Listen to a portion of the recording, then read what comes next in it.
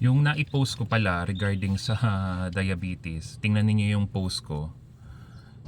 Hindi kinyo kasi talaga pwedeng baliwalain eh. Kailangan malaman mo na kapag nasa boundary ka na, kapag nakikita na elevated na talaga yung sugar mo. Kasi kapag pumasok ka na sa type 1 at type 2, nako, yung type 1 hindi na nagpo-produce ng enough insulin yung pancreas. Yung type 2 naman hindi na nag-a-absorb. Mayroon ng tinatawag na insulin resistance. Napakahirap po nun pag type 2 na. Napaka delikado po niyan.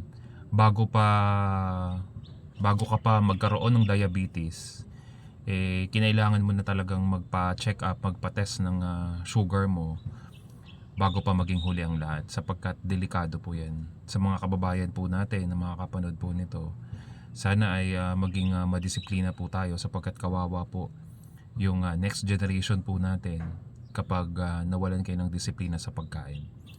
Diabetes ay napaka-dangerous na sakit. Delikado po yan.